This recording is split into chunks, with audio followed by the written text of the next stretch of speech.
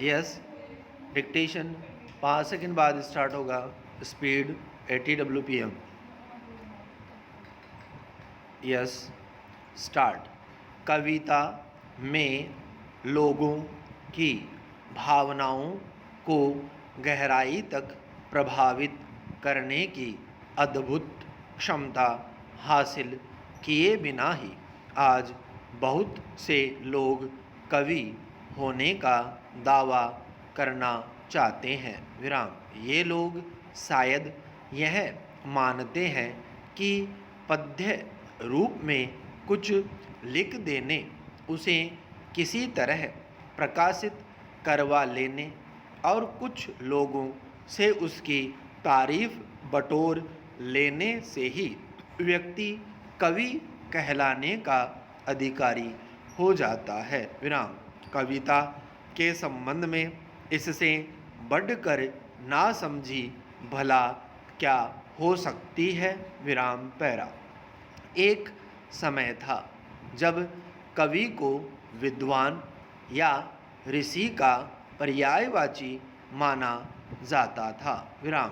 उस पद को पाने के लिए आजकल बहुत से नौजवान लालायित रहते हैं, पर इसके लिए जिस तप और अध्ययन की आवश्यकता होती है, उसके लिए उनके पास अब फुर्सत ही नहीं है। विराम।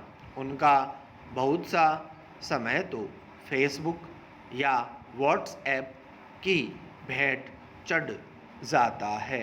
विराम। पढ़ने के नाम पर उनमें से अधिकांश के पास केवल अखबार और उनके विभिन्न विषयों से संबंधित पुस्तकों के अलावा कुछ रह ही नहीं गया है। विराम पैरा। कविता का आनंद लेना केवल उसी व्यक्ति के लिए संभव होता है जिसे भाषा का पूरा अधिकार हो। विराम।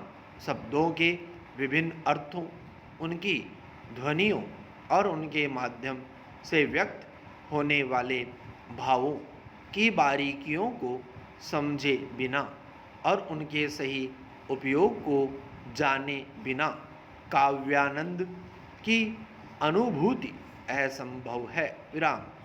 कोई भाषा किसी समाज और संस्कृति से जिस अविभाज्य रूप से जुड़ी रहती है, उससे उस भाषा का उपयोग करने वाले समाज और उसकी संस्कृति से पूरी तरह परिचित हुए बिना उस भाषा की कविता में न तो काव्य रचना की जा सकती है और न ही उसे पूरी तरह समझा जा सकता है। विराम।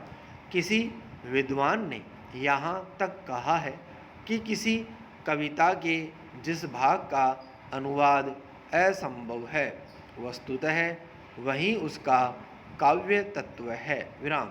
भाषा की शुद्धता और उसके मानक स्वरूप के बारे में आजकल जैसी लापरवाही बरती जाने लगी है, उसने अधिकांश लोगों के लिए काव्य का आनंद ले सकने की संभावना का भी कम कर दिया है। विराम पैरा।